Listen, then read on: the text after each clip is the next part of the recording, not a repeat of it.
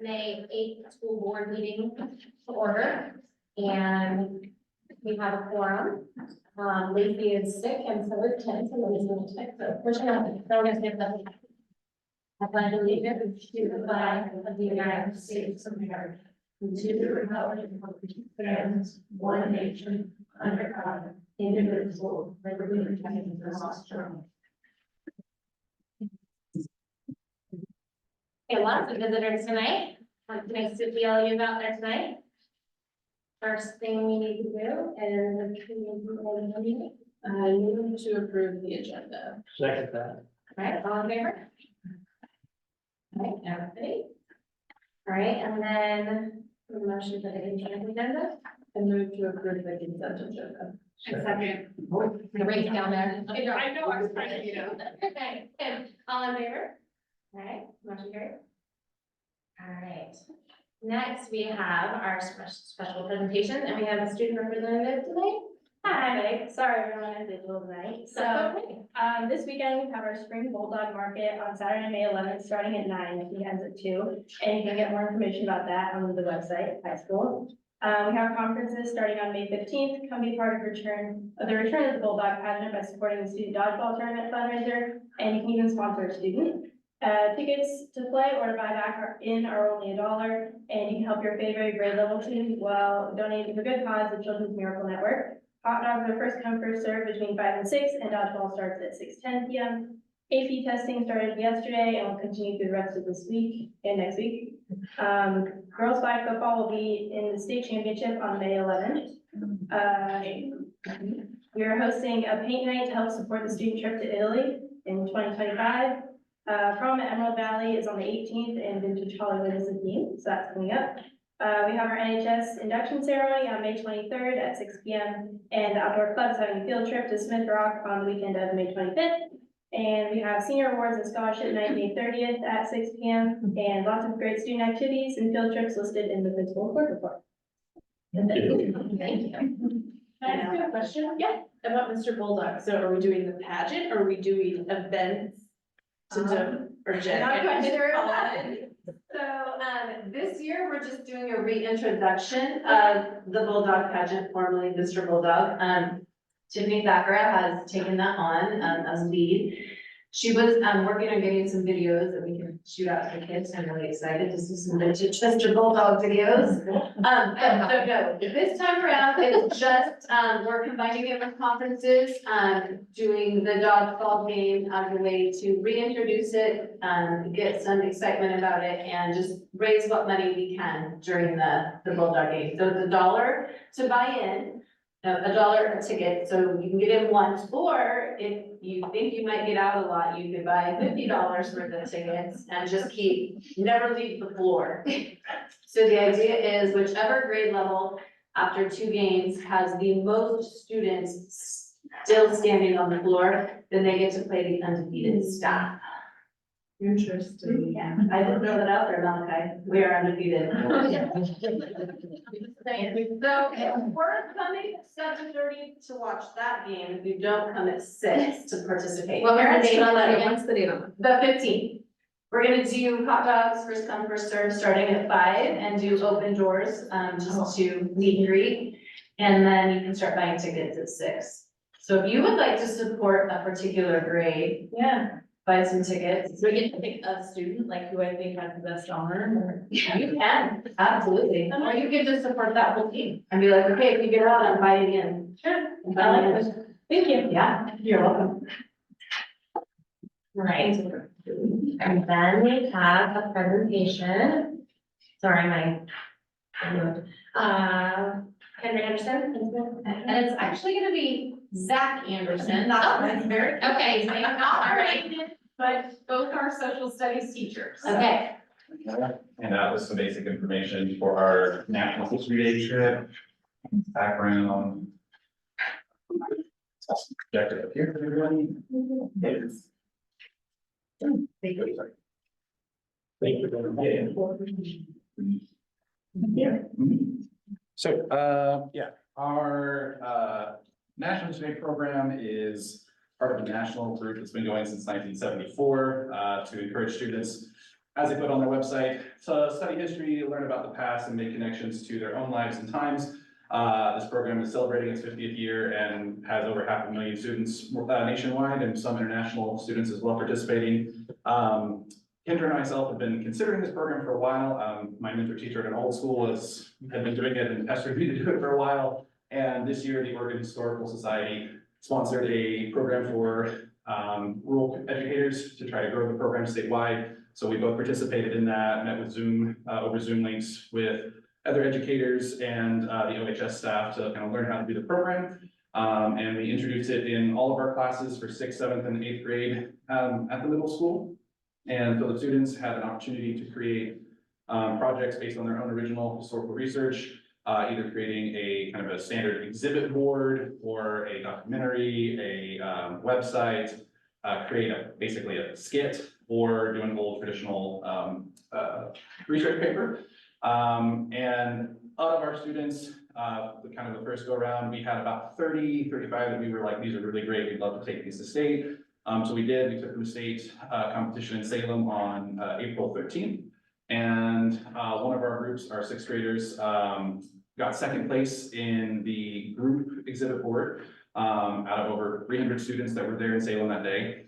And that qualifies them to go to nationals in Washington, DC, technically University of Maryland in College Park, which is like 15 miles outside the net capital. So it's quick in on the train. And there was financial support from OHS. The students all qualified, and several of them applied and got full funding for their trips, including airfare, lodging at the university, and their entry fees. And that's going to be on June 9th through the 13th. We're able to take them both to kind of celebrate their project and also to kind of help grow the program. We're hoping to do this every year going forward, and using kind of as an incentive to get the kids excited, like, hey, last year our kids in our first year got to go to DC to the national program, so we're hoping to use that as a program builder as well. So there's a little bit more detail here about some of the other opportunities. The program, the trip is set up to, there's a competition day, but there's a couple other days where the kids will be able to go into DC. I'm going to be contacting our congressional delegation to set up tours at hopefully the Capitol and the White House if we can get those arranged in time. And so we're hoping to build a program that also allows, taking them to DC to kind of connect in a few years when they take their 8th grade social studies, which is US history, to kind of make those connections there as well. So thank you. Any questions? Yeah. Congratulations. Yeah. So who gets to go with them? So I'm gonna be the teacher sponsor, and then I think several of their parents are also joined up to go. So, Very nice. yeah. Very nice. Well, thank you. So Great. It's exciting. Now we have Corey Morley. I wasn't really use the color, but.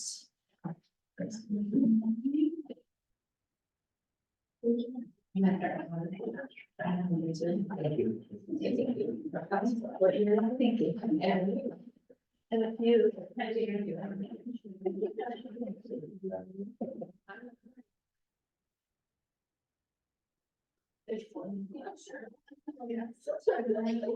Yeah. So nice to see all of you. So the timing of this request is a little different than it has been in past years. I've been convinced, instead of waiting after the current trip and doing it in the fall, to kind of build on current excitement, especially with like our current trip to Costa Rica this June and Italy trip next year. And also to give families a chance to kind of lock in a lower price, a lower monthly payment. So I'm gonna give a spring launch a try if you all approve. Kind of, cost of everything has gone up. So looking at like cost of different trips, they're all pretty much the same. And so I thought I would go for somewhere new. Looking for a trip to Peru in 2026. Does have a service and language immersion component too, which the last couple of trips have been that, and I think it adds just a more profound experience for students. So I'm really excited about this. Peru is like a magical country with deep cultural, historical roots. So the part of the trip is going to Machu Picchu, which I think is just like one of the wonders of the world. So, I personally haven't been there either, so I'm really, really cool to experience this with students.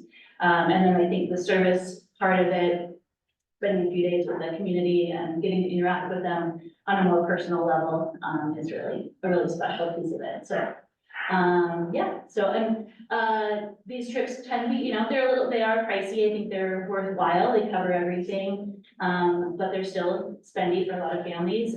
So I still, I'm gonna be able to offer some scholarships to help pay for that. And I've also connected with, the local company called CMS, which is not CMS, but, Crowd Management Services. They work at the U of O at Austin and Matt Knight, doing like ticket check-in, bag checks and stuff like that at big events. And that's gonna be an ongoing fundraiser that we can do season after season, and they pay us $20 a person per hour.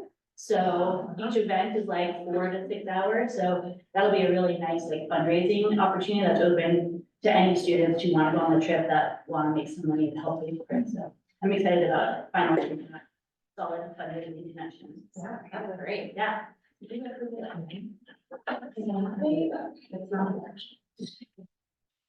Yeah. Good question. We're just questioning ourselves about what we're doing. Other than get in on the trip, they're trying to figure out how they get their way in. Yeah. Well, they get enough students, there's lots of chaperone needs. Do you know what the community service activity will be? Do you guys know ahead of time? No, so, we'll know like when we get closer to the trip, but what's nice about it is that it's not, they want it to be something that actually benefits the local community. And not just something that's like superficial, so they really work with like local nonprofits and find something that is like immediately needed in that community when we're going. So it'll be something that's actually valuable, like on both sides. And so, yeah, we wouldn't know exactly, but I think some examples in there were, like garden building or path building, something like that. So it's something maybe so like helping a village build up something that they, need there. And this is for the kids who are in the Spanish classes, correct? Yes, technically any student at the high school is eligible. I advertise it school-wide, because it is a language-based trip. Most kids who want to go have taken Spanish or will have taken Spanish by then, but technically anyone could go. You could probably set up the. I'm gonna encourage Logan to start taking Spanish. Yeah, I mean, I have a student who's going to Costa Rica in June with me who has not taken Spanish yet, like he hoped, but he didn't, and he's still like, he's doing it, so. He'll get a jump on Spanish one. Are you gonna come give us a presentation? when you- Yeah. So that's our regular. Yeah, June 25th, and we'll be back, like at midnight, like 1 AM, July 4th. Mhm. So, yeah, we'll do a presentation in the fall for y'all. Okay. Yeah, thanks, Travis.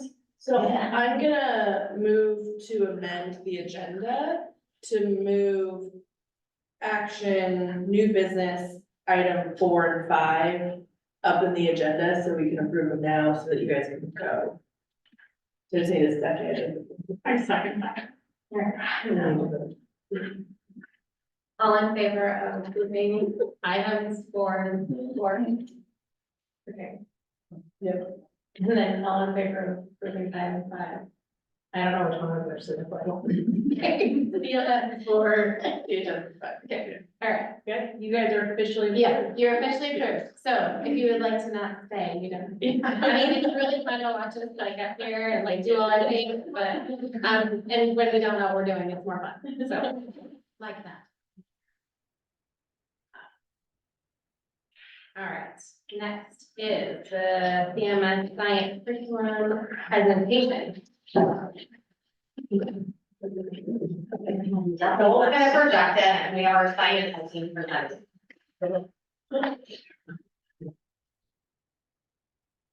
Here's a. Yeah. Right, show you that. Thank you. Nobody will see me behind spot. Good evening, I'm Joy Reed. I've been a teacher in Creswell since 2002, and then I was a student here before that. Thompson and Baltrish, also Creswell student. This was our team for the adoption committee. So at Creswell, there's one teacher per grade, so we were all involved, and then we have Mrs. Johansson and Mrs. Aguera also helped us. And even though I've been here for quite some time, I've never actually gone through a formal adoption, and so both Mrs. Aguera and Julie Johansson were very helpful in making sure that we were following the process correctly and provided solid leadership on that. So we had our adoption timeline. And one of the biggest things up there was that it was important to us to pilot another program. And so we piloted something called Within Syed. And then when it came down to it, we all agreed that STEM scopes, which we'll be talking about, was the best match for us. We also feel like that leads in really well to the high school curriculum.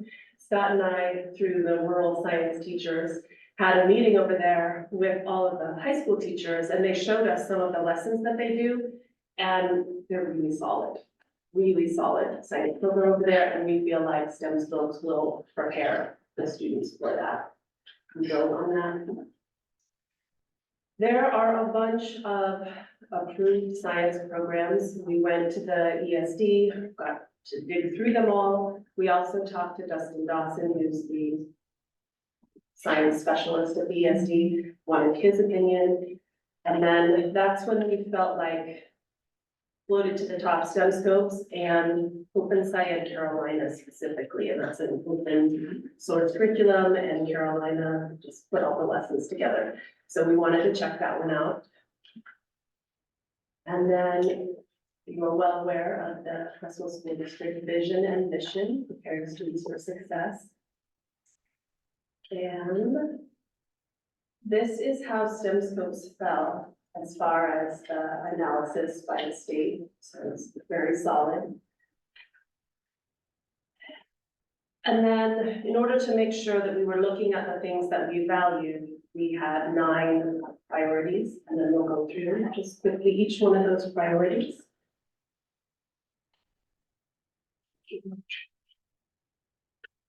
And that's okay. The other one had a check. I'll just show you. We went away from this one because it's hard to see. Although it looks better up here. So we went, yeah, you can kind of see it, but we went with the, every unit starts with a phenomena of some type, like that makes kids question what's going on. And the one we switched to was the one where it's a little chick that's hatching, and it's a little video about a chick hatching. And then it asks the students, so how does a chick breathe before it's hatched? And so that's the guiding question, is how does it get energy and when it is developing inside of the egg? And the answer is the egg actually has microscopic holes in it where the oxygen comes in, and that's how and I had one student that knew that, so that was pretty cool. But well, maybe 2, but so that's what every unit starts with that. And they all have, you see in this one, there's a lot of questions, and in this one also, it has a lot of questions that guides into the activities that they'll be doing. One of the last questions on here was, well, how do you know how many calories are in certain foods? And so we did a lab to measure that, and this was the lab that we did to measure that. The kids are burning a cashew, so it's a cashew that's on fire.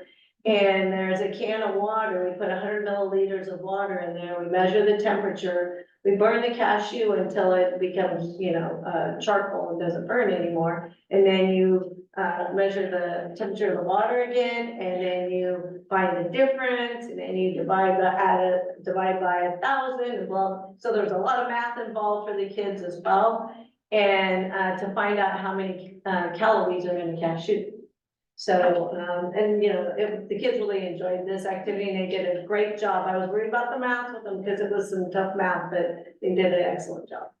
And that's one of the real advantages of STEM scopes, is that it has a lot of hands-on activities. I always tell the students at the beginning of the year, you should expect to do 2 to 3 laps every single week, because that's how this curriculum is based.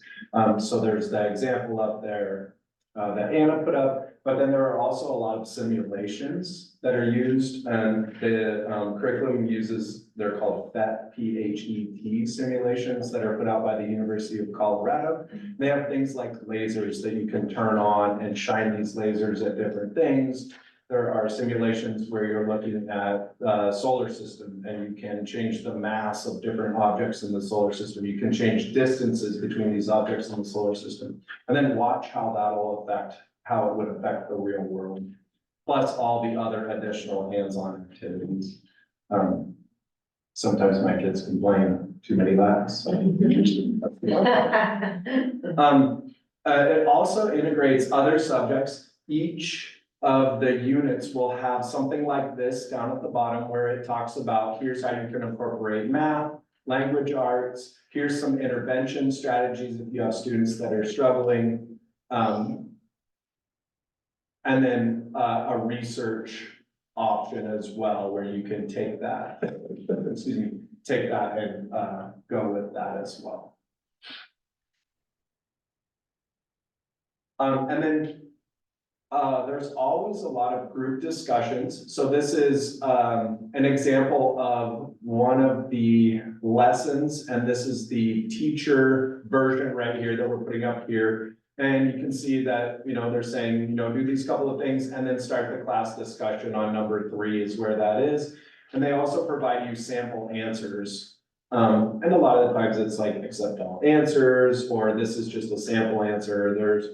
They're oftentimes not trying to tell you what's right and what's wrong, especially when a discussion is happening. They're just trying to give you some hints how to guide the discussion and get it headed in the right direction.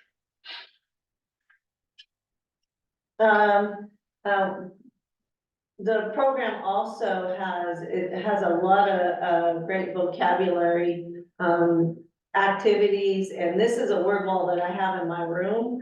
And so after, I usually put them up like after we've done the unit, then I'll go put the words up on the wall. But they also have all sorts of different games and activities. Each one has a PowerPoint presentation with a slide where they're flashcards where they give you the definition and then the word, but also a bunch of games. Tomorrow, we're actually playing vocabulary bingo. And so it's where they fill out their own bingo chart with the words that are in the unit.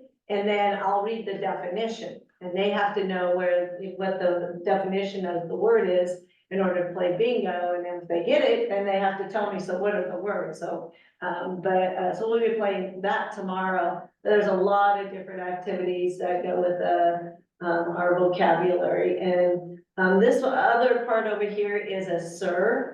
And the SIRs are your claim, your evidence, and your reasoning on any activity, any lab that we do. So, and this is an example of some data. So they in the evidence, they always have to include the something from the data as well. And every unit has more than one of these, and they all have them.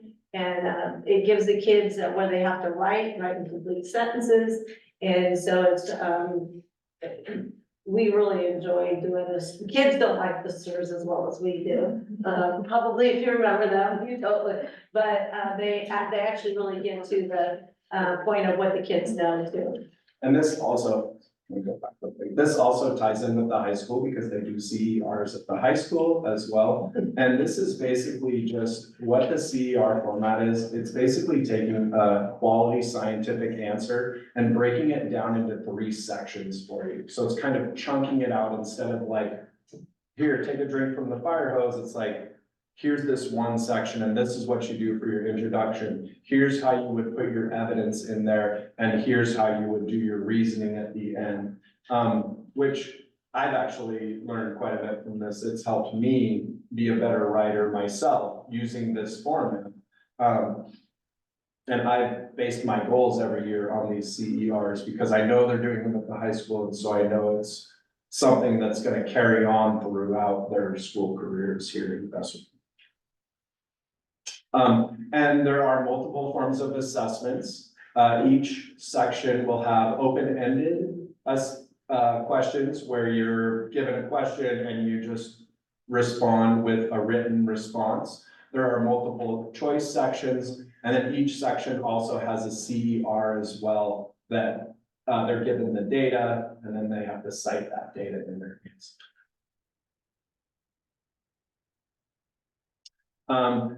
And this curriculum is extremely easy to use for both students and staff. There's an online platform that the students all have a login for and have access to. So there's no forgetting your textbook at home. When you're at home, you log on to the same system and can get in there. And as far as the teacher is concerned, when we log in, we would see a screen like on the left, and you can go in and you can change things in each class. You can access all the different lessons from here. All the lesson plans are available. And they also include videos, which are super helpful.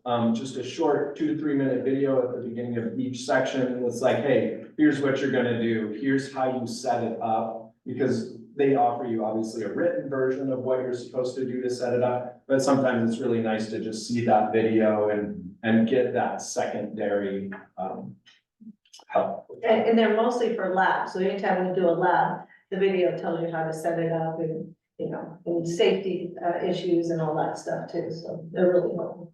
And they are, of course, aligned with the national standards, so we've included some of the standards on the left as well. And then they also include each section will include a scope and sequence. And so that's a sample lesson plan that we're seeing there on the right, and it's broken down by day. And then they're giving you suggestions. One of the things that I really appreciate about STEM scopes is that you don't have to follow this lesson plan to a T, and it'll still work. The students will still get the information that they're trying to get out of this. Because sometimes, for example, today I had to move a lab up because the materials are being returned. I only have those materials for this one day. And it wasn't an issue at all for the students to kind of jump to the last lab in the section to do this assignment, and then we'll kind of come back and go down towards that again. So having that lesson plan as a guide is very nice. And this last one, I couldn't have planned this if I tried. I gave that test today. And the canary current right there, this is about them being updating and responsive. That was facing the wrong direction a few years ago. And so at the top of each screen, it says feedback. So you click on that and they say, what do you want to tell us? It said the canary current is facing the wrong direction. Can you fix that? Within a reasonably short amount of time, they checked to make sure I knew what I was talking about, and they flipped the arrow on the screen. So it is now correct. So they are very responsive to feedback, which I found to be very impressive. And then they will update. They update it every year. And so we'll have updated curriculum as we go. And thank you for listening to us talk about what we love to do, and that is teach science. Do you have any questions? No, but thank you guys for doing labs with middle schoolers. I just think that policy said, but yeah, no, it looks really engaging. So that's really. And it's really accessible to the students as well. It's when we were piloting the Open SciEd, I felt like, especially with my special ed students, it was kind of leaving them in the dust. And there wasn't a lot of scaffolding available for those students, whereas this one has scaffolding. It's got notes that I can print off and give the students so they have a copy of the notes versus having to focus their energy. And honestly, the Open SciEd, it took too long. They would say, oh, this lesson should take a day, and it was 3 days. And so our concern was it's already a challenge to cover everything we're supposed to cover in the school year, and if everything takes longer, now we're looking at maybe covering half of what we should each year. Well, thank you for bringing up the scaffolding, because that was gonna be my next question. It was just, I think science sometimes for some students can be a barrier, and sometimes, you know, curriculums just don't have enough external supports to help the student or fund behind. So if you guys say that it is, if it's working with your sped kids, that's awesome. And they have picture vocabulary where it's like, here's the vocabulary word here's a picture of it as well, which I think is very helpful. And one of our teaching assistants had that very issue. She said she felt STEM scopes really supported students with special needs or learning. And I felt her perspective was really important because that is the population she works with. She's in the classroom, but she's focused on those other students. And she felt like her students under her care were getting more out of STEM scopes than out of the one we tried. We were glad to try the other one. Very glad to try that, but we really feel like this was solid and it will lead in nicely to the high school. And our students did really well last year. I don't know if you guys have seen that data, but middle school may have gotten the top score.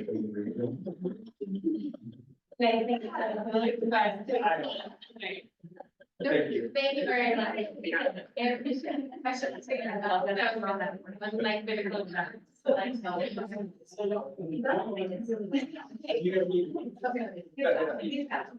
Yeah, nice. They have our high school. Are we flowing right there?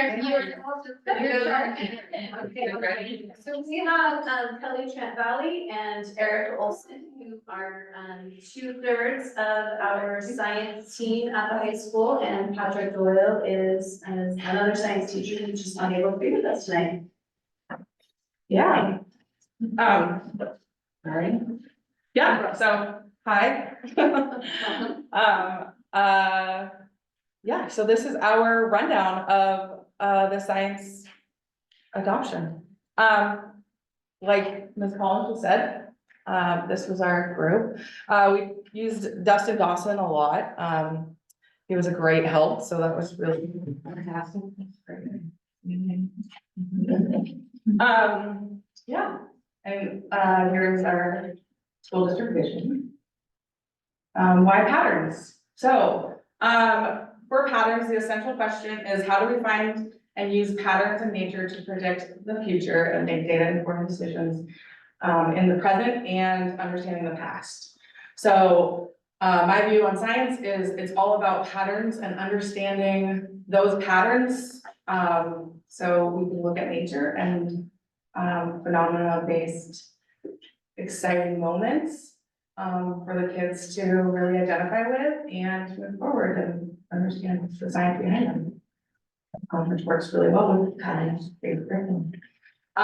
So these are the 9 patterns approach steps.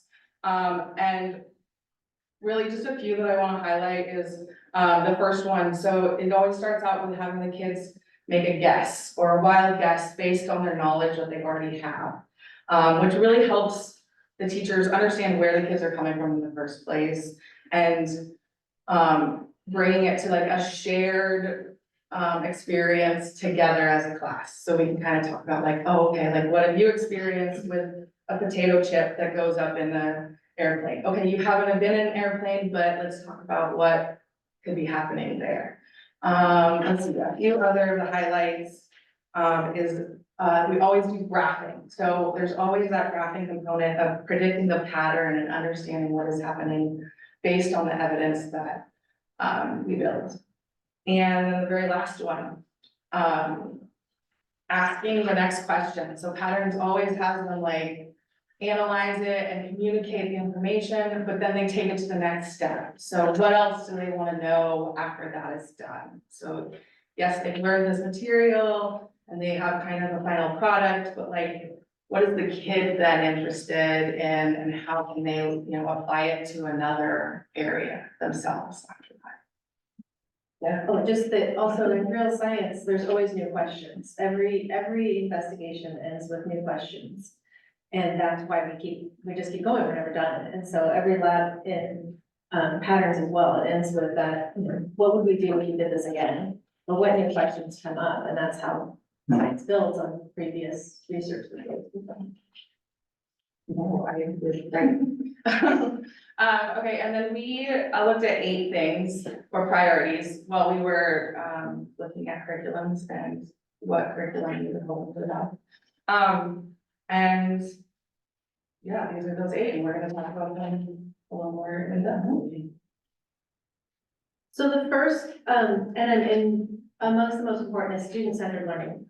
We learn when we do, The person doing the work in a classroom is the person who's learning, and that needs to be the student. So student scientists are placed at the center of each course. And, again, with the phenomenon, every unit starts with a phenomenon, something that is interesting that's gonna pull the kids in. It could be a question, it could be an image, it could be a video, it could be in one of the biology units, it's a story, a case study about a baby who is not thriving, and we're gonna build the knowledge to answer some questions about this story. Where patterns fits this is the three-dimensional learning, which comes from the next generation science standards. And that's pulling in both the sort of traditional content, like ecology, but also the cross-cutting concepts, those things that are true of all science. The NGSS brings in like, things like patterns or cause and effect. And then also the skills. So it's basically the topics in science, the cross-cutting concepts, and then the skills, the science and engineering skills. And so, that really creates like a whole student kind of curriculum. It's addressing all the things we want students to get out of the science course, not just like the facts about a particular thing. It really leverages student assets, and I'm gonna come back to that one more when we get to the cultural relevance or the cultural responsiveness. It asks us to, as Erica said, with the sort of wild guess, to it asks students where are they at on this stuff, and then we want to leverage what they know and what they can do and bring that into the next things. As with the middle school teacher said, the hands-on, minds-on. If they're not doing something, then they're probably not getting it, but we want them to get it. And then also the teacher is not necessarily, with a lot of these activities, is not necessarily in front of the students. The teacher is with the students facilitating the activity that they're doing. Yes. Collaboration. So much like the middle school teacher said too, we want them to work together. Science is a collaborative process. Scientists don't work in a vacuum. Patterns brings also a sort of group accountability. A lot of activities are group-based, but then also have individual accountability. So there's sort of class, group, and individual accountability. They're gonna do better when they work together, but they do need to be individually accountable as well. But in almost all the labs, we share data as a whole class too, and sometimes across classes. We collect all of our data. So we can have the data discussions is one of the hallmarks of patterns. Everybody shows the data that they got, the graphs that they got, and they share it together and discuss it as a class, not just as a group or individually. And this builds leadership skills too, because they all have to be involved. Okay. And then the patterns approach to inquiry. So inquiry is really, for a long time, like maybe my whole teaching career, we've been talking about inquiry. Like how do we make it so that labs and activities aren't these sort of cookbook, do this, then do this. And I know that when I was in high school, I did some chemistry labs. I don't know why I was doing it. You're going through the steps. You're like, okay, I got a thing. Cool. Inquiry is asking them to ask questions and then figure out how to answer those questions. And at the end, they should have some sort of answer and more questions. Hopefully. So again, it's that guess. The first thing they do is not so much a hypothesis because they don't know very much about it. So we can ask them to just say, put out there on the table what you think might happen, make a prediction. And then we're going to do work and do the inquiry. And then we're going to use our data to see if we answered the question or how close we got. And then we're going to make predictions based on that, which is what science does, is make predictions. Yeah, and to add on to what Kelly was saying, a really fantastic piece that I think Patterns does well is they assess after they analyze their data, they've assessed, did we even collect the right data to be answering this question, or should we have done something totally different to, to answer this exact question? And how reasonable is that? So, kind of looking at their answers and whether it's reasonable to draw a conclusion from that. All right, and then every patterns unit ends with like normally a beautiful engineering project that I'm quite partial to. Because it ties back in that essential question that they were asked in the very beginning. So everything that they're doing is kind of towards this original goal that they've been asked, or this phenomena that they have got to experience. Sometimes in chemistry, it's watching sodium exploded water, but that's on the video because, but you know, it's still, you know, they get that fun experience and then we talk about like what potassium does in water. Oh, it also explodes in water. What does chlorine do in water? Absolutely nothing. So they all have that kind of shared experience in the beginning and then at the end, they can do this beautiful engineering project where they get to dive into themselves and, you know, kind of, you know, not only have they designed their own labs throughout, but now they're, yeah, like creating something, which I think is really a valuable experience for them. Some of the projects are, so in physics, they do a lot of engineering projects around things like wind turbines, bungee jumps. We got to do the designing a shoe, project with Mr. Doyle. So that was really fun to get to see what they're doing in physics, because they have me in chemistry and then they go to Mr. Doyle the next year. And, I have, you know, experienced some of them, the labs, but not all of them. So it was really a fun opportunity to get to see that one. I do thermometers, candy, making chapsticks, hot and cold packs, batteries. My favorite, because the kids love it, is the ice cream. I'm not gonna lie, that's normally a good response, on that one. And then Kelly has a lunch also. We don't do aquaponics anymore, that's, what we do, we make yogurt is one of the options that we can do, and we talk about habitat corridors, designing basically a way for animals to get over highways and things like that. California's been doing a lot of these recently, I saw an article about that, so we get to design that. We don't build it so much in biology, but we have some of the same engineering, principles like constraints, like, you know, there's a cost constraint, you gotta build, it's gotta fit the biome and environment of the animal you're trying to get, you know, it has to be place-based, so based on an actual place and an actual work. And, the engineering projects really fit into this pattern, based approach because they, you know, engineering is all about reiterations. So if we had endless amount of time, you know, they could do one of these projects for 6 months and just keep reiterating and reiterating. So that's really fun to watch. So next is culturally responsive, and this is really important, and so we want the phenomena to be, we can't make them all culturally engaging to everyone necessarily, but maybe over the course of you know, a year or a semester, everyone feels pulled in by these. I'm surprised sometimes what people pull kids in. But this is important because we've got things like caring relationships and valuing student capital. But the thing that Patterns brings to this is things like the place-based activities. This Patterns was developed by and built by teachers in Oregon. So it is like fundamentally place-based. And many of the activities that we do, particularly in biology, are about Oregon. One of them that we'll do in the next unit, we actually go out and collect arthropods or bugs, essentially, from behind the high school. And we see what we can find, and we look at like, what did we predict would be there, would be a lot, a little, where would we find more, nearer the school, farther from the school. And it's very much about like where they live. They get to talk about what is happening, what does development do to where they live. It also brings in, and I think this is really important, is the tribal history lessons are built into Patterns. So we're required now to teach shared history, tribal history lessons at all grade levels, and they're built in here, and they are local. They are about Boulder, Oregon. We're actually working through the Rural Teachers Consortium to build them to be even maybe more specific to our part of Oregon. But right now, it's really cool. Students know what they're talking about. They're talking about the various rivers and different projects that are being impacted. And then, of course, there's also some career connections in there as well, which I think we all know is super important.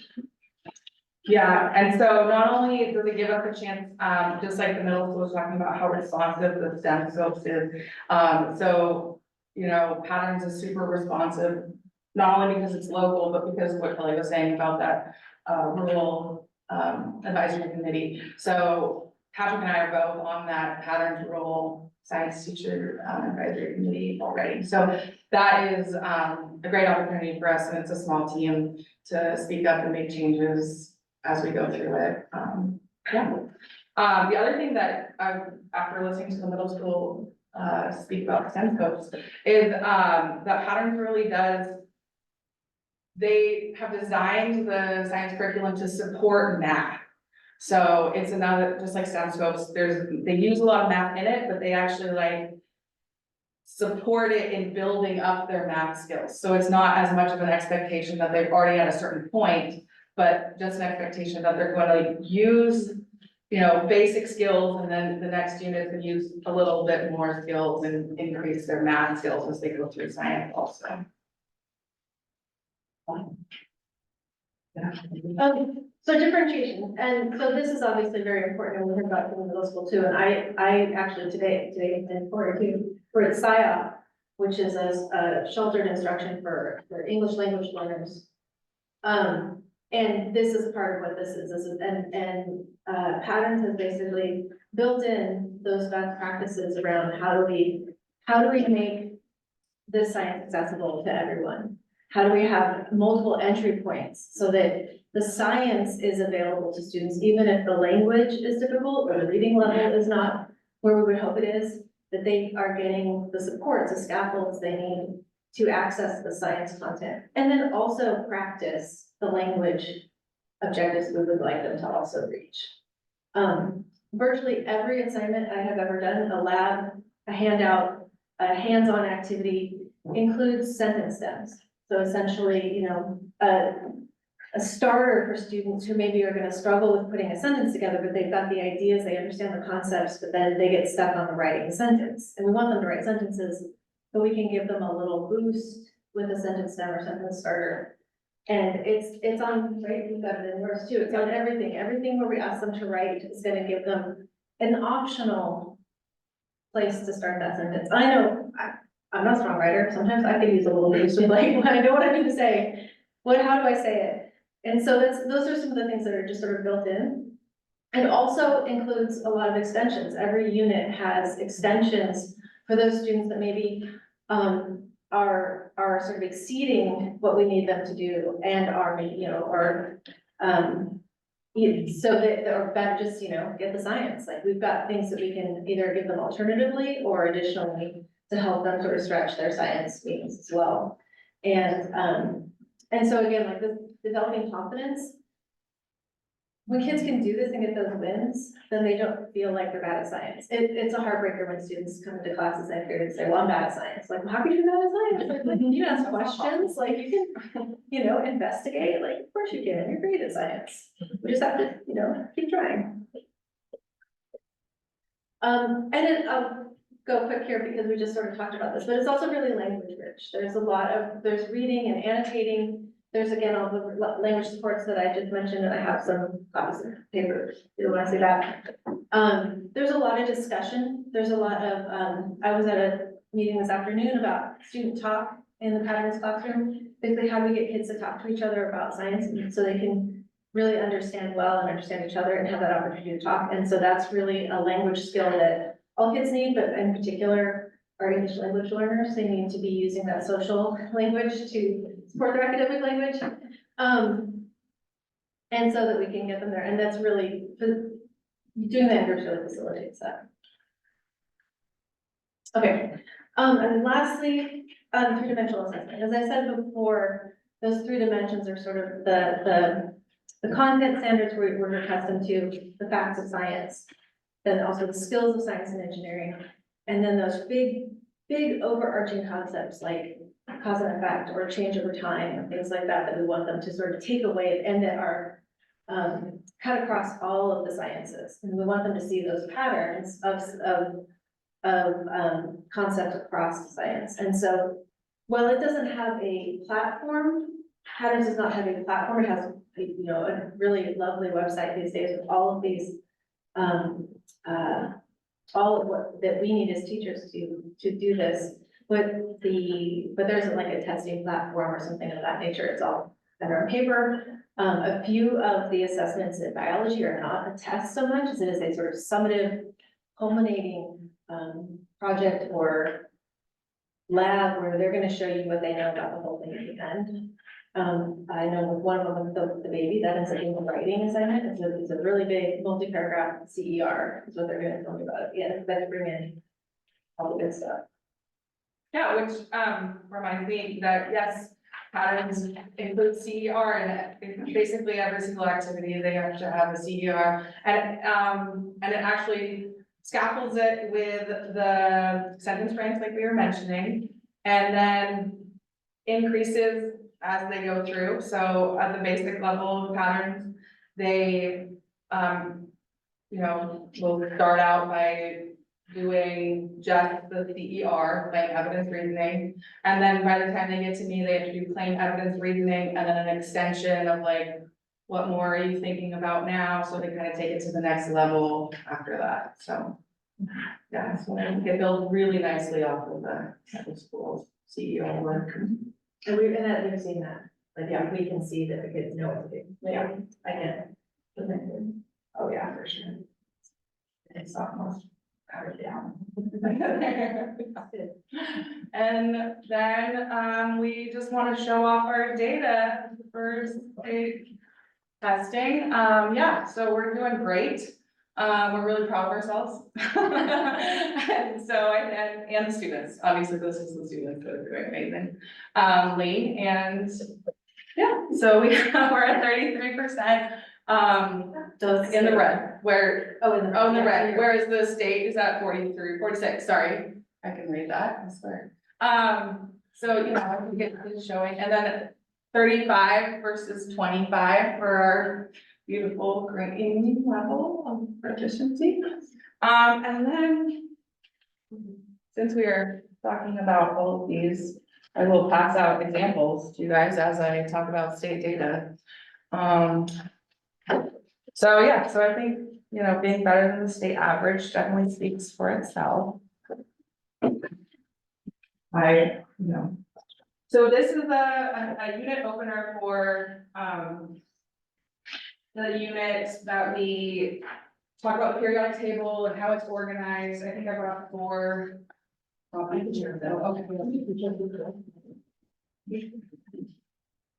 And I brought some of the slides, so the stapled document. Are the slides that we go through together as a class. And then the following document is the, whoops. Perfect. And the attached document, the paper by itself, is where the students fill it out, and you can see there's a lot of led discussion, a lot of think, pair, shares, a lot of looking for patterns. I don't know how many times you can say pattern, because we're talking about this breakdown, but I probably can find a few more times to say it. So yeah, so they take these cards. Oh, here's the cards. And they actually lay them out on their table and physically look for patterns in the pictures, because at this point, they really don't know very much about any element at all. And it's not giving them an answer on the cards, it's just telling them information. And then as they put them in different groups, then they start noticing trends and identifying kind of how it's organized. And then every once in a while, the group will be like, oh, hey, this looks like the periodic table on the wall. And I'm like, yeah, that's awesome. So that's really exciting to watch that, have them, realize that they've just made the periodic table. And every patterns unit has like a beautiful walkthrough where you can, as a teacher, take a look and see what's coming ahead, what the goals are, and what the takeaway should be. Yeah, That's your area. okay. Oh, They're two good. gotcha. Yes, sorry, I skipped ahead. So this is this year's, Last year's. yes, and then the year before, 2021 to 2022. So we were using patterns both these years. And then this is the document that, the ESDs helped us come up with, so Dustin did a great job helping us evaluate it. And, he found that patterns did really well, biochemistry, physics, we all got 2s for the pattern, or those patterns got 2s. No, I mean, I think we're amazing, but patterns got 2s. Except for the very last one, and that speaks to what Kelly was just talking about, as far as there's not an online platform for students to go take a test. But there is a restricted folder for teachers where they provide our tests and assessments. It's just, they make us prove that we're a teacher, so it's up to students finding that, accessing that, which I appreciate. Because I have very kind, intelligent students. So, yeah. Do you have any questions? A lot. That was a lot.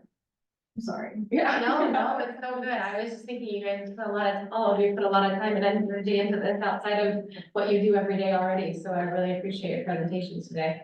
Very good, very thorough, but I don't personally have any questions.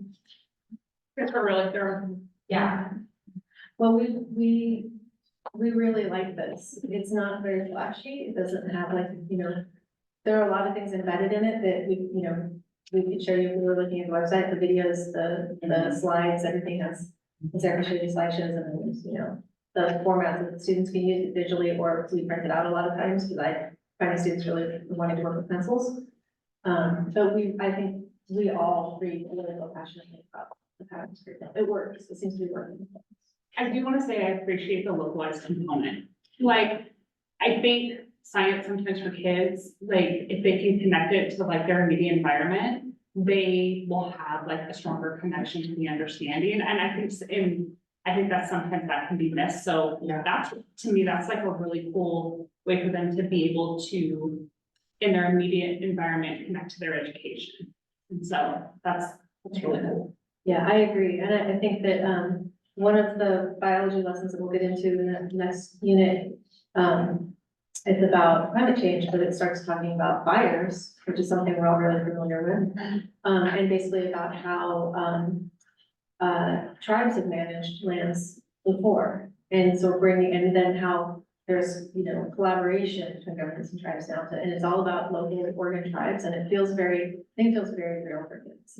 And I think that goes to that sort of seeing themselves as scientists and seeing themselves as people who do science, because you're right, it's like they're connected, they feel really connected to it. And it doesn't feel like something that, smart people or universities do, it's something that people do. Right? It has a tangible component. Yeah. Yeah. I think that's really powerful. It's really cool. Right, they're doing real science, this is, They're doing real science and everybody can do it. yes. There's a way in for everybody. So I think that's really. Thank you. Yeah. Thank you. Amy, Aguero, did you want to add any comments Oh, about I- the process? Just say great process, you have some experts in the room who do a really nice job of digging in. Both teams mentioned Dustin Dawson at ESD, he's also in really phenomenal help in supporting and guiding our teams, we really appreciate their support. I will say the elementary school, they're in a pilot right now, so they're piloting Twig. I don't know if they'll land with that one, but we will most likely be looking at a presentation from them next year. If you recall, we had an approval to sign that permit for our buildings. We have 2 that we're in process of, we'll see if that goes tonight. But our elementary school will most likely be for next year. So they are piloting currently. And then lastly, I would say that next year's adoption will be related to health. So we're already starting to get into that principles of health, and we'll be navigating that one next year. That's it. Thank you. Thank you all so much. And if you felt like you wanted to not stay for the rest of the meeting because you put in a lot of time and energy into all of the things, and you have families, please feel free to leave. We do not, we will not hold you off this year. But up next would be our superintendent report. Let me let them do it for them. Yeah. All the hours and all this stuff. Yeah.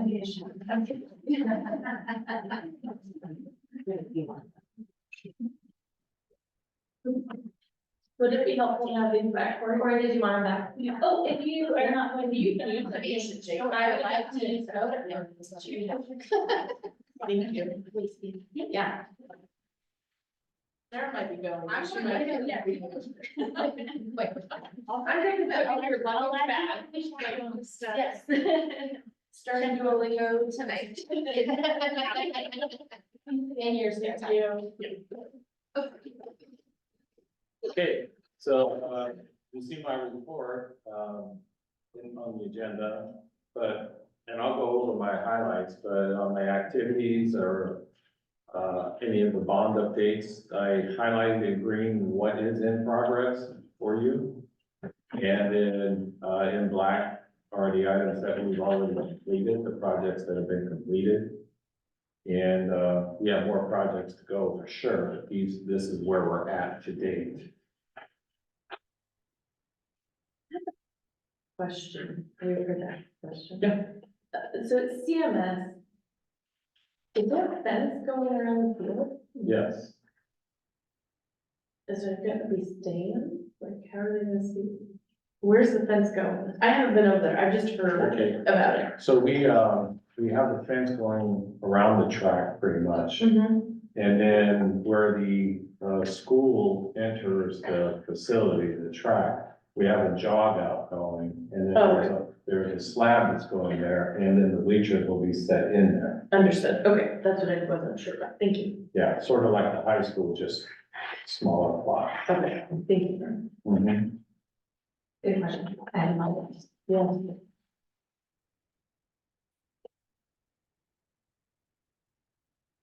Yeah, so lots of progress moving forward as far as planning goes for the bigger projects that are happening around CHS at the time, with our engineers and architects and designers, installers of the fields and so on.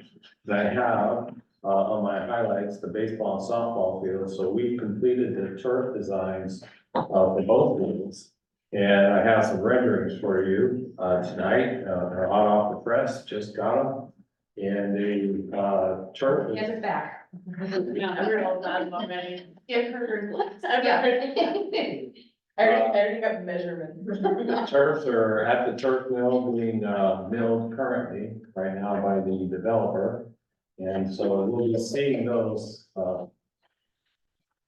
being delivered pretty soon. I'd say within a month or 6 weeks, they might show up, our turf, for each of the fields, and then we'll store them until they're ready for install during the summer. So it looks like we're going to go ahead and begin demolition on the baseball field, soon, within, by the end of next week.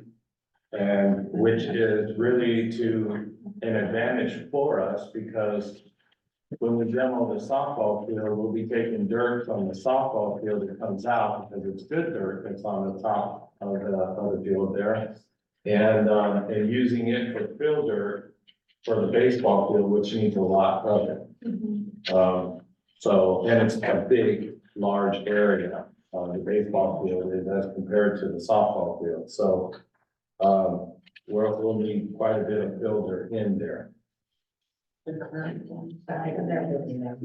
these are the new dugouts down here, right? These are the old dugouts. Yeah, the dugouts are moving down. They're sliding, Yeah. yes. Where they should be. Yeah. You can see. But see, where you see the cutout here of the turf dimensions are already made, but they can be cut or extended on the side, down the sidelines or around the perimeter. And so that gives us the flexibility of moving the dugouts where we want to along that line. If we need to move back, if we need to move forward, either way. But getting the dimensions down on the field and getting the cutouts where we wanted them to be, to give us that flexibility, because the main, that's what they needed to go ahead and cut the turf, the mill.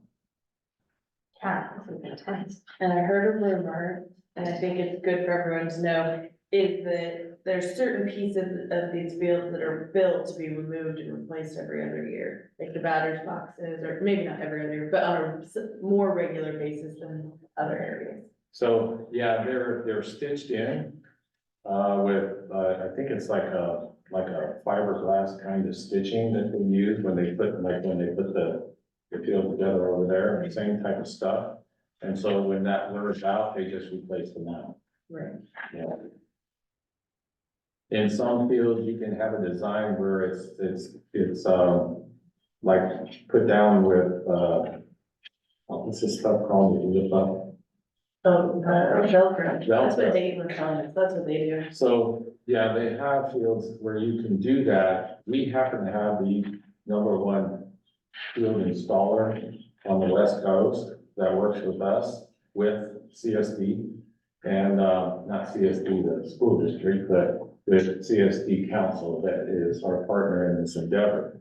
And they advise not to use the Velcro removable, fields because they're not really stable when they're put down, and they tend to wear out more underneath, quicker because of that. So when they go in and take off the full mount, then they review the foundation, all the pellets and everything, pack it, and then put the material back on it when you do it. And, I looked at both methods, but Ryan is really the guy.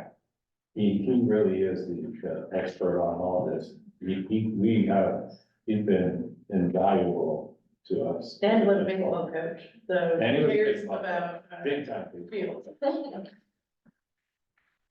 Yeah, so. Any questions on the field of where we're at with those? So you said baseball starts after this week, or? By the end of next week. Should be around there, weather permitting. I'll start on some of the perimeter stuff, the fencing and pulling that out. And then as the ground dries out, then Nathan will get in and start to dig. Okay, I have a question as somebody who doesn't know anything about baseball or softball. So the fence on the back typically, correct me if I'm wrong, is lower, right? It's like a 4-foot fence or something. Is that like by regulation? So how will that work with like taller fencing? Are we just gonna have like a fence out there and then another exterior fence for those? So while we were researching these different ball fields and the different designs of them, and asking some of these folks, like the drifters over here on the Bushnell field, over by Hamlin, and why they did certain things over there with their turf, cutting it in, or the outfield fence being 10 foot high. Why did they choose that? And they actually did that to prevent injuries over the outfield fence, because of when the outfielders go after the balls, they catch their arms on the top of the fence, or, they run into the top bar on the fence or something of that nature. I thought, that's something. So I brought that up with the coaches of both programs, and they said, well, yeah, no, we'd like to go with a higher fence on the outfield. And so we have 6-foot fence around the perimeter, probably 6 or 7, and then we get up to 8 foot or higher up there on the back of the outfield fence. That's awesome. Okay, thank you for the clarification. I didn't know. And I'm excited that this is gonna be level after walking out there the one time at the hill. I'm very excited. Yeah, It seems very dangerous. I'm excited that the kids will actually be able to slide on the softball field rather than bounce into a base. Oh, you saw Jeff do that? Yeah, it was like, Welcome to oh our my world, Mike. God. Welcome to our world. See that skin out there on there. And she's probably the best slider on the team, not telling you how bad that feels. I like that, absolutely. So yeah, any other questions? Good question. We did a lot of assessments out there of different fields of life and how they were dealt in, like looking at the mounds and researching that, and then looking at the fences and researching that. Anything that was a notable difference between all the current fields that are built out there, there was just a list of questions that Gilbert and I had to get answers to. And, if they made sense, then we went in that direction with the coaches and talked to them about it. Ask about the fencing again. So the fencing now, I'm looking at something, but this fencing thing, believe me, there's a lot. So the fencing is, the posts are in to go around the track right now. And then they stop just about here, right? So is this gonna be completely fenced in and then you get to this field around through the field? How do you? Yeah, we'll have a sliding gate there. Gotcha, okay. So we have both fields. So we'll have a I sliding had to gate. walk at through the a side. track thing today, and I was like, oh, okay, I should ask this question. So we'll have a sliding gate there so It'll be a that ladder. they can go through there. If we have a track event, then we'll have to have the gates closed Yeah. and people will have to go around the field. So we'll have a gravel road now. Okay, that makes sense to me. And even middle school track meet is insane. That was their regional, it's not, they're not really that big. Yeah, but I mean, it's hard with that many people. Well, especially if that. I was there today. There were 7 or 8 schools there. And some schools have really good teams. Ashburn brought 140 kids for their middle school. I know. Wow. So we have like 170 kids up for it's not that is a lot of kids. It's all good. Okay, cool. So thank you very much.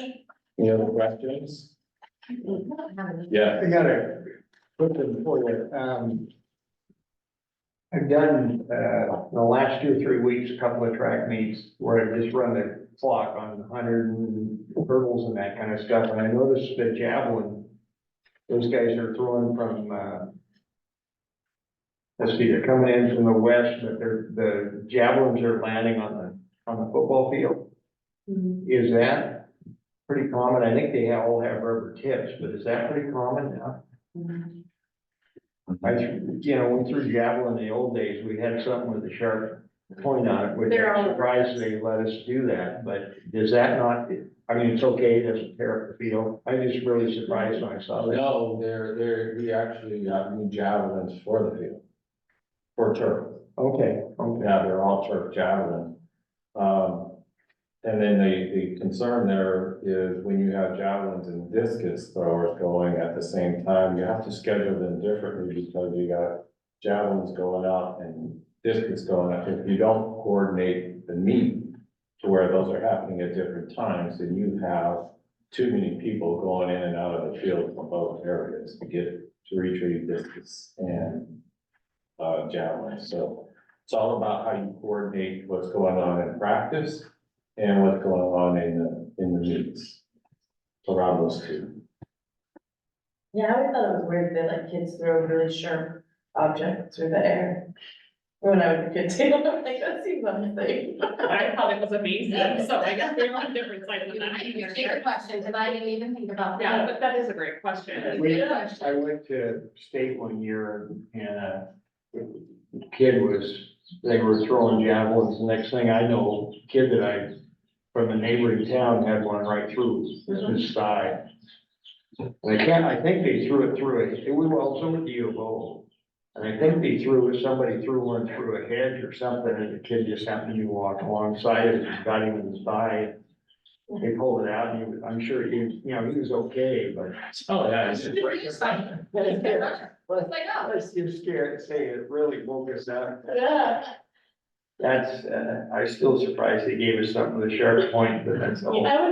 The discs are no better. We were at the track meet in Harrisburg and they were throwing and they were running the 3,000 and a girl threw and it went onto the track and the kid had to jump, like the way that theirs was set up. It was like super dangerous and it happened more than once as we were watching. There's like, that's a brand new setup. They just put that in last year, the year before. Well, They're not coordinating. the thrower went and just she just released in the wrong direction, in fairness. But it was a hazard and it was a Creswell kid that was running and I was like, oh my gosh, but yeah. It should have changed the direction of So even There's this, a misfire. even the discs can be dangerous. It's not just little like long sharp poles. The discus came in where there's half of them, excuse me, 6 or 7 of us timers And Jessica's came over right in the middle of all of us there a couple of times. Oh. Nobody got hit, but woke us up. Yeah. You don't want to hear any of me. Yeah. Highlight number 2 is, Creswell field discussion. The Babe Ruth, president and, board member, asked to meet with me and, presented an option for, not an option, but presented an opportunity for developing another field over there next to Creswell. And it would be a T-ball field. And then we also talked about when you go from T-ball to baseball, you can't go from, and girls and boys play T-ball together. Girls don't have the opportunity to go from T-ball to softball. So we talked about, and we've had, some plans in the making of developing a JV softball field just beyond, the play area here. And how that could be modified or have a baseline where you could have youth softball involved in there too on that field. And so trying to develop programs from youth through high school is the idea. And so, we started those discussions. I've started looking into some of the agreements that we would have, legally if we go in that direction, and I believe we will. I think that's what this community needs, and so do they, and they have the organizations that will support it. So I'm looking forward to the conversation continuing. We're looking out to next year in this, so we have some time to do this right and bring it all together so that we have sustainable facilities and programs for our youth. So, are we going to have a middle school softball team essentially? Is that, and Well, we could have a community or a team that competes with kids sports, Okay. yeah. That's like, Yeah. and where would, like, if they were doing that right now, what field would they end up using? They have to go to Cottage Grove right now, right, Candace? Yeah, but ideally, it would be this one back here. What about yeah. So there's actually 2 softball fields, but this is also kind of a Babe Ruth, not Babe Ruth, I don't know what. They've used it for Babe Ruth. Yeah, so it's kind of been a younger kids field, and there's probably an opportunity for it to be a more shared field between boys and girls. Okay, so if we did have a middle school team, it would practice probably over here in this area, not at the middle. Correct. Okay, Right now, our local club team, middle school team, practices on our softball field, like today, we just left all of our stuff out, and they just followed us after practice. okay. So, yeah, a lot of field development for programs, of all ages, around our property.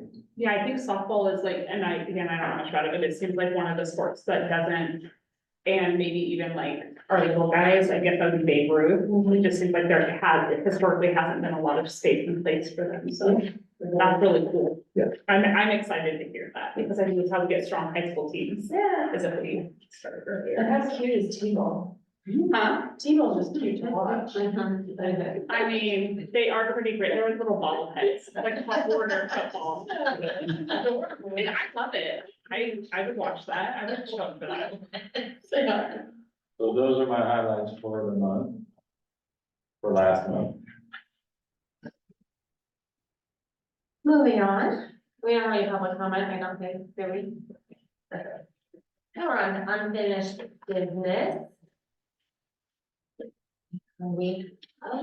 Julie, sir. I move to adopt the posted revised policies that are listed in the agenda. 1, 2, 3, 4, 5, 2, 4, 6, 7. Any discussion?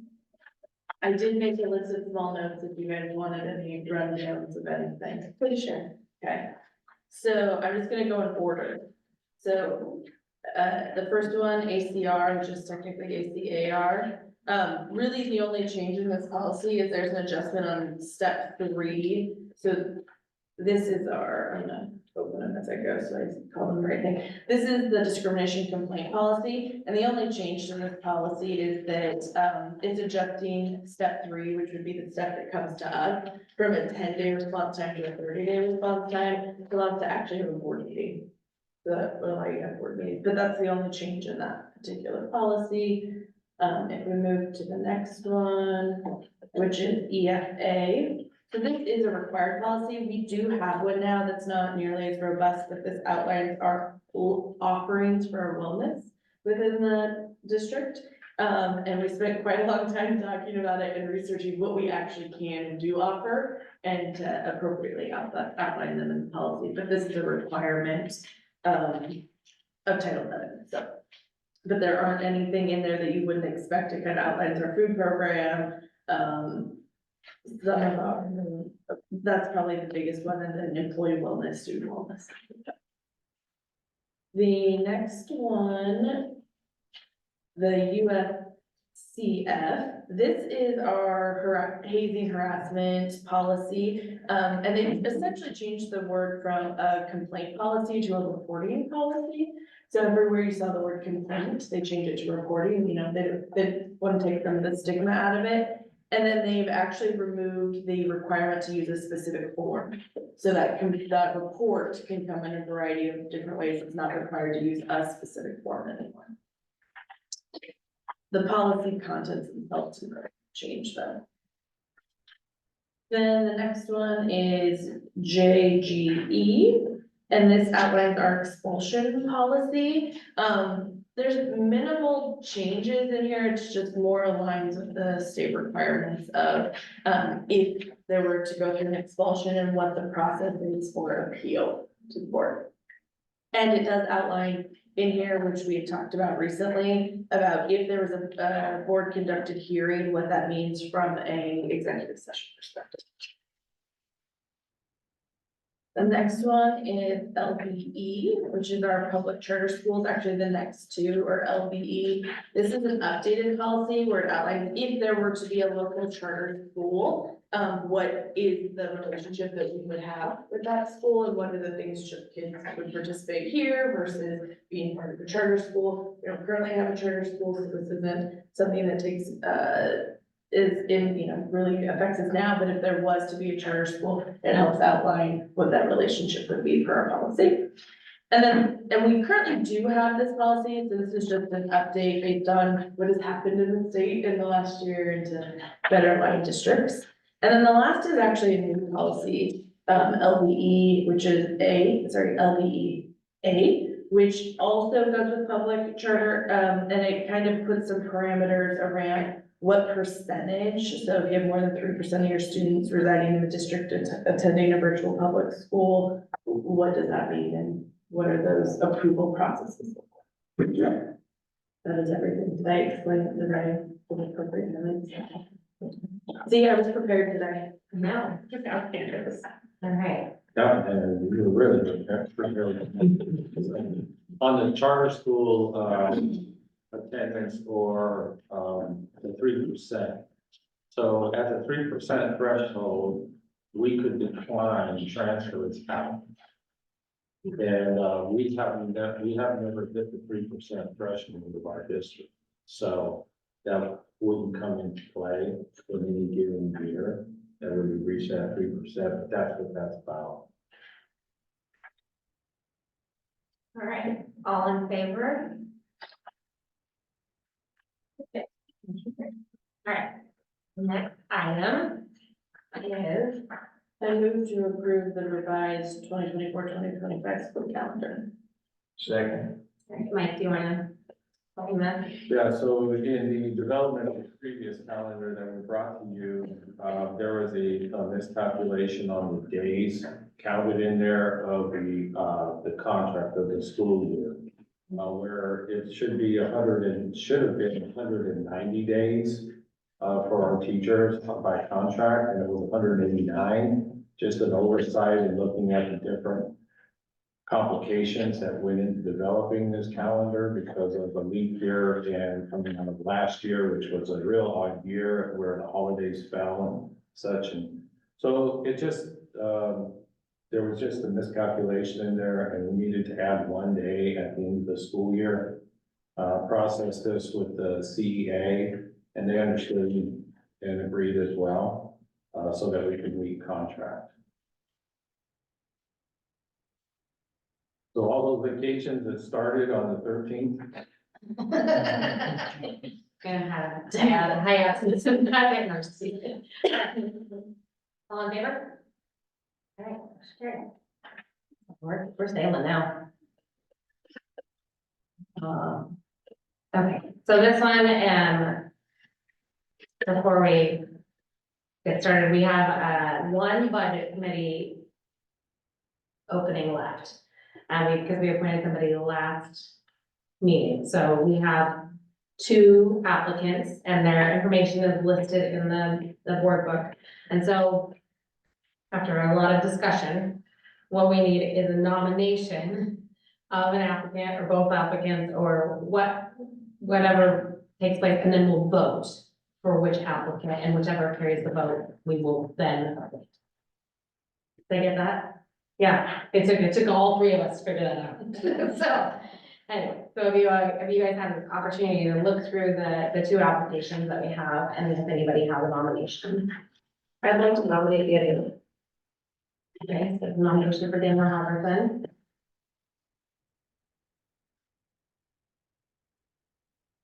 Is there a second? Oh, I'll second. Okay, but that part we didn't catch first, okay, all right. In fairness, I don't know either person, so I don't. Okay. All right, so we have the nomination. Do we want to vote to? Are there any other nominations? No other nominations, so we don't need to vote. So then the motion. We do is- need to. We'll need a motion to approve the appointment. Does that work? Okay, somebody want to make that motion? It's very complicated. Use the June, appointed June. So motion Because to, you nominated. you're making a Nominate motion. motion, yeah.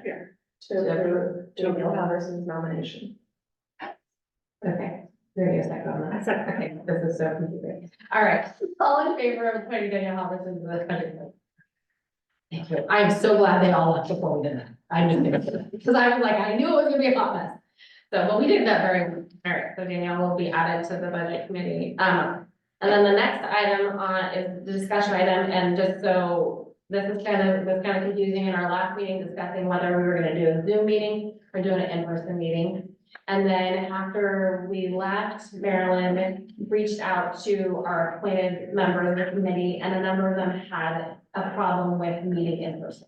And since we adopted the budget calendar in December, and we posted it as a Zoom meeting, so like, to be transparent, that we should move it back to Zoom for this next budget meeting. So next Wednesday meeting will be a Zoom meeting and not in person. So. Yeah, like we have the dodgeball game. Correct. Yeah, right. Well, I'll be there. Yeah, just teasing, but, so we'll just. play with the kids, remember? Okay,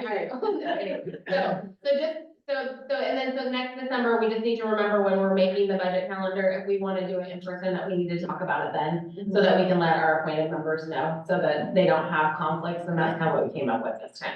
So this is basically just informational for us to know that we're gonna do Zoom as opposed to. It's probably just these stipends going forward, right? Like, Yeah, we shouldn't say Zoom. yeah, we'll just not like say whether it's Zoom or in person, we'll just say we're having a budget committee meeting, and if for some reason we need to change. So, yeah. But, so that was all that was about, and I need to let Lacey pretend know. So, And that's the 5:30, correct? there. Is that good? We were meeting earlier for dinner, and now you have to go for yours.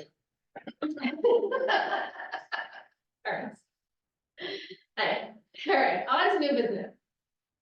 All right. So I have a statement to read first.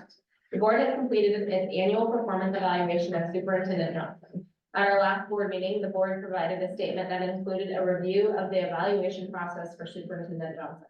And that he had received high marks for his performance and accomplishment for the 2023-24 school. Following the performance evaluation, the board may decide to extend Superintendent Johnson's contract or not extend his contract for the 3rd year through the 26-27 school year. I move to approve Superintendent Johnson's contract extension. All right, all in favor? Okay. That was easier than that. All these complicated things today. That 1 year or 5? Yeah, I know. Yeah, why did the points with? So I have a response to that. I accept another year extension on my contract through the 26-27 school year. And look forward to the progress that we'll make together as we continue to move the district to higher levels of success for our students and our staff and community. Thank you for what you've done for our district and look forward to the next year. All right. Okay. I move to adopt the ELS sites curriculum. Second. All right, any discussion on that, or are we all good with everything? Okay, perfect. All in favor? All right. There. I move to approve the CHS sites curriculum. Second that one too. Okay. I was gonna race them. I know, I just watched the end of the table to see who's winning. No. I'll be quiet. No. Back and forth. Anyway, so any discussion on that one? I just wanna say that I feel like everybody did a really great job on their presentations tonight, and I commend everybody. There's a lot of time and energy people put into that, and I appreciate them being here after, waking their families and doing all the good things for our kids, so I appreciate that from our administrators too, so. All in favor of that? Perfect, moving on. And we already approved the out-of-state for both high school and middle school, so we're gonna skip that. And then we just have a discussion item, 8th grade promotion and graduation ceremony. Yeah, so, in the past, we've kind of put it out there on who would want to participate or attend each one of the ceremonies and represent the board. And at times, there was a few that would attend each, and then there were several who wanted to attend one, and it's open to you on, which one you want to attend, or both, if you like. And did you have the dates for us for both of them? I know that we talked in the meeting. June The 7th. 7th is graduation, yeah. Okay, thank you. I was like, I know I put the 7th in, but when we were talking, I wasn't sure on the 11th. So the 11th. So the board kind of coordinates if, they're going to split up and go two different directions, or half is going to attend one, half is going to attend the other, or something of that nature. However. And we've drawn where we all attend, from to the middle stage is a little sketchy, but other than that. I'm gonna pass school, only because it was a little much for all of us to be on the middle school one. Mhm. Yeah, I'll be on I'll pass on that one too. This year I did it last year. It was me and the mics. it. And Yeah.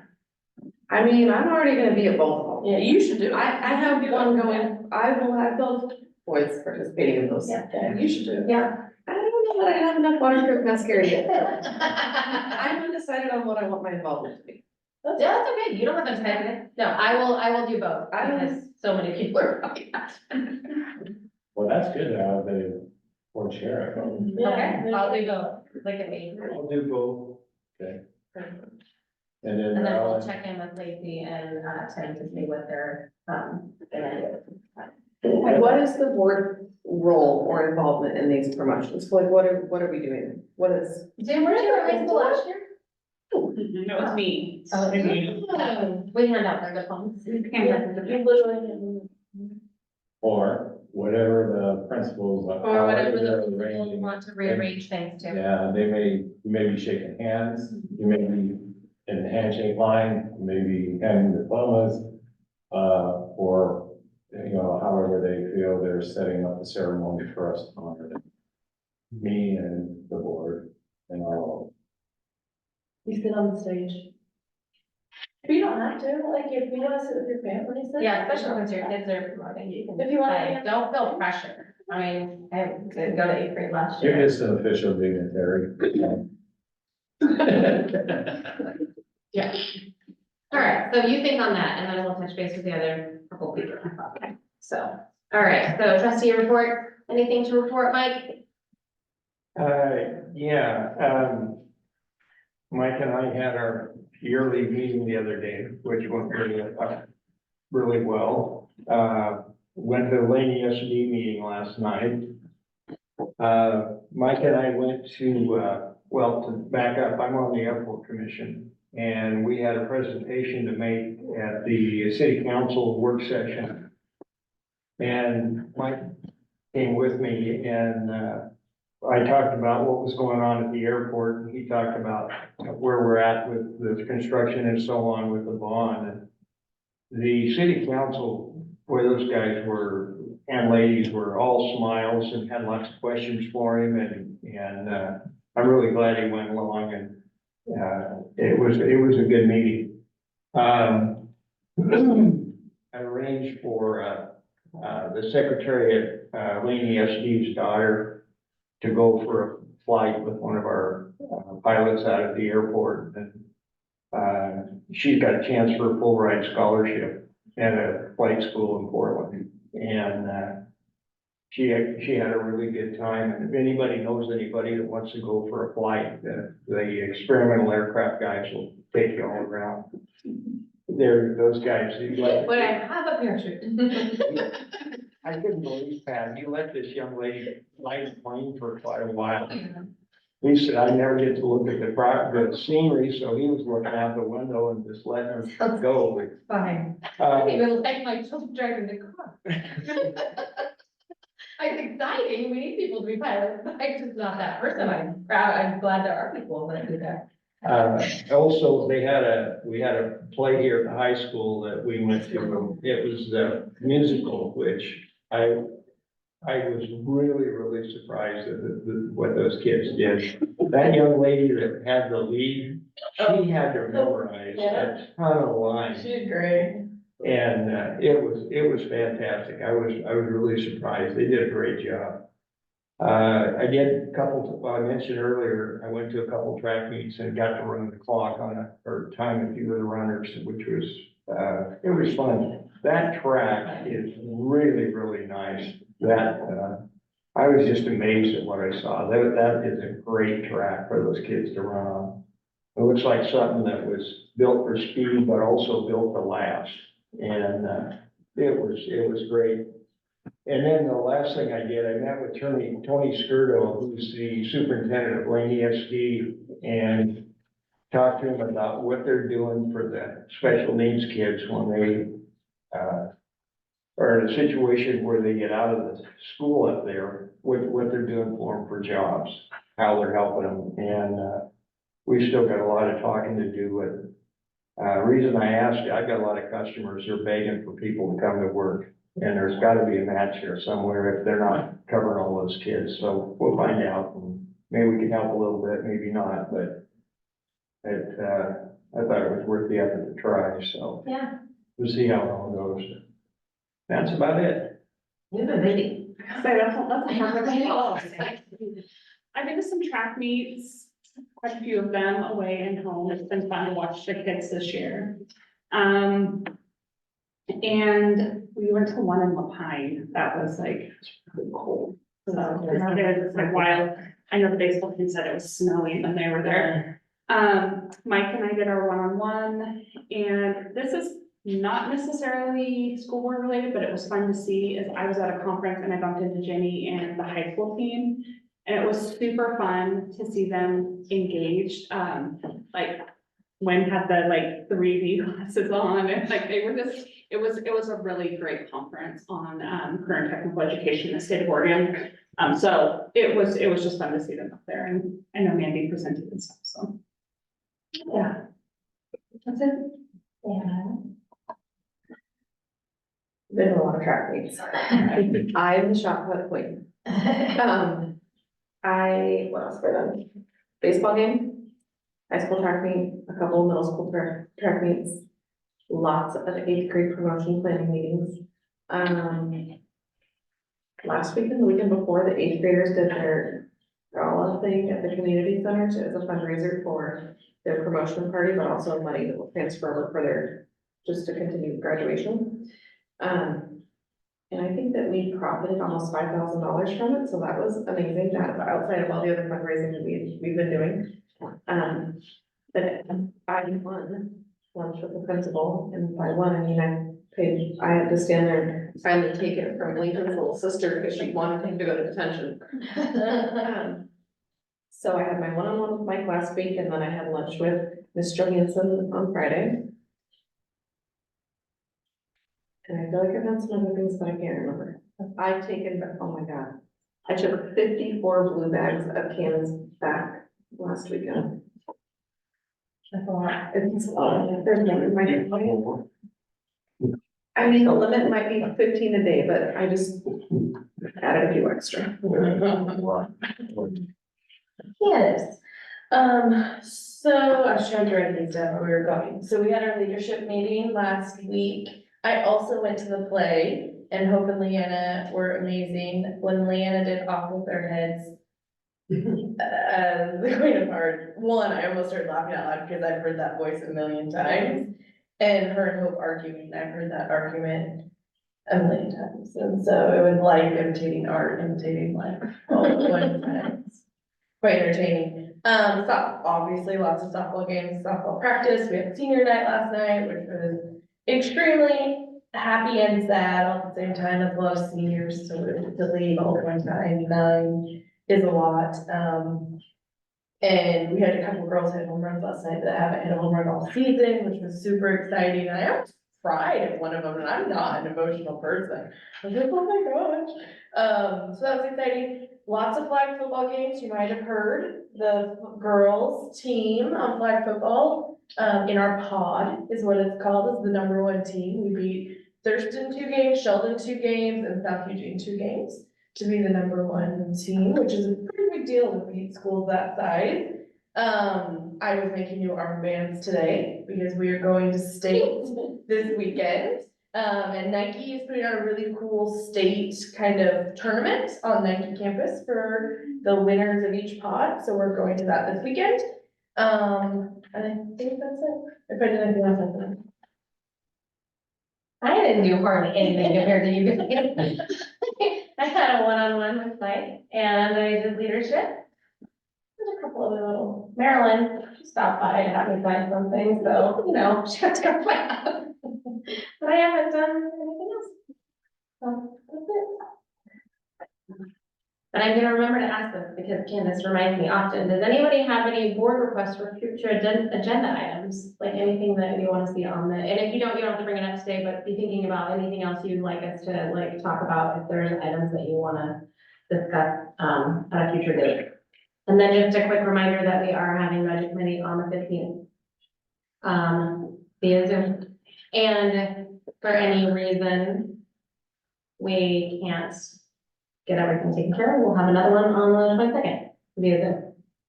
So, and then I didn't even see down here that you already had the promotion dates on there, but no, the rest of the calendar for the rest of the years. So, I don't know anything. Do we not have, board meetings during the summer? We generally take July off. We meet in June, we take July off and we meet again in August. We have one month that we got hard. So, all right, that's all. Call our meeting.